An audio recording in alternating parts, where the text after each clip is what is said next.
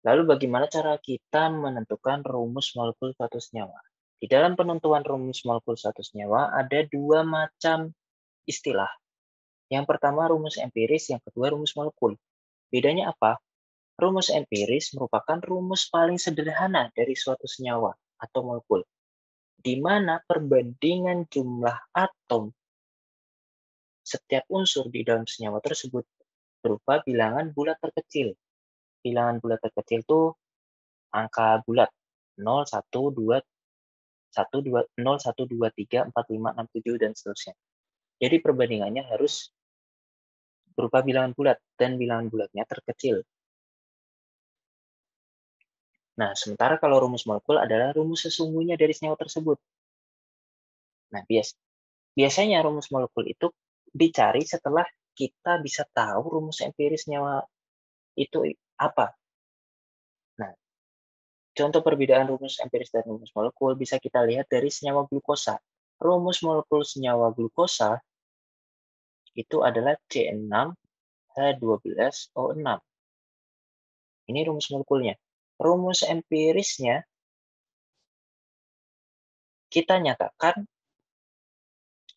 perbandingan jumlah setiap atom di sini berupa bilangan bulat sederhana. Di sini jumlah karbonnya 6, hidrogennya 12, oksigennya 6. Perbandingannya berarti 6, 12 banding 6. Supaya perbandingannya paling terkecil, maka kita bagi semua angka ini dengan angka terkecilnya, yaitu kita bagi semuanya dengan 6. Nah, perbandingan terkecilnya adalah 1:2:1. Sehingga rumus empirisnya adalah C1H2O1. Nah, itu bedanya rumus empiris dan rumus molekul. Nah, kemudian sebelum kita menentukan rumus molekul suatu senyawa, yang pertama kali biasanya di soal adalah kita harus tahu dulu komposisi setiap unsur di dalam senyawa tersebut itu berapa saja. Nah, biasanya komposisinya itu dinyatakan dalam persen massa. Nah, untuk gambar yang di kiri ini adalah gambaran umum percobaan yang dilakukan untuk menentukan komposisi setiap unsur di dalam senyawa dengan cara pembakaran. Jadi, sampel yang ingin kita ketahui komposisinya, kita bakar dengan gas oksigen. Nanti akan dihasilkan gas CO2 dan uap air. Nah, reaksi pembakaran secara umum, senyawa X ketika dibakar dengan oksigen akan menghasilkan gas CO2 kalau senyawa tersebut mengandung karbon. Kalau mengandung hidrogen, dihasilkan gas H2O. Nah, gas CO2 dan uap air ini nanti akan ditangkap oleh penangkap air dan suatu larutan basah. Jadi uap airnya akan ditangkap oleh penangkap air ini, CO2-nya akan ditangkap oleh senyawa basah ini. Karena CO2 itu merupakan senyawa oksida asam, sehingga dia akan larut dalam larutan suatu senyawa basah. Nah, pembahasan asam basa sendiri nanti teman-teman akan belajar di bab kesetimbangan asam basa. Nah, setelah CO2-nya sama H2O-nya terserap, nanti bisa diketahui massa CO2 dan H2O-nya berapa. Nah, kemudian komposisi karbonnya sendiri dapat kita tentukan dari jumlah CO2 yang dihasilkan. Konsepnya gimana?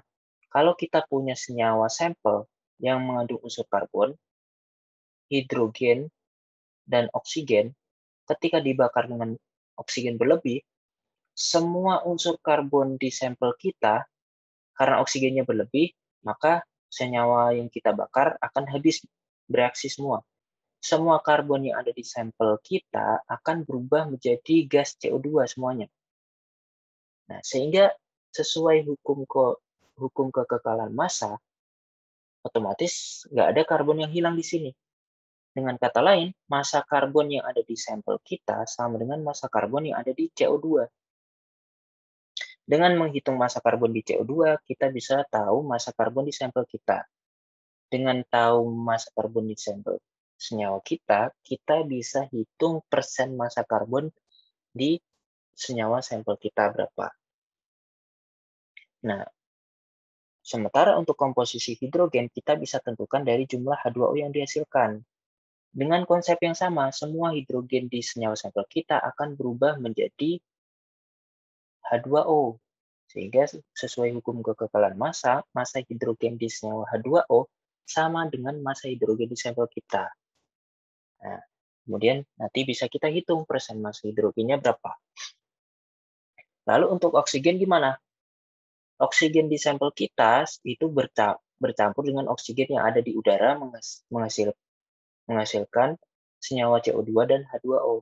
Jadi kita nggak bisa menentukan persen massa oksigen menggunakan hukum kekekalan massa. Caranya gimana? Karena di sini hanya ada 3 unsur, maka pasti komposisi unsur yang terakhir itu tinggal kita tentukan dari sisanya, sisa dari 100.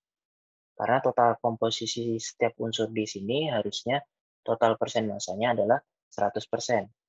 Nah, jadi seperti itu metode pengukuran dan metode perhitungannya.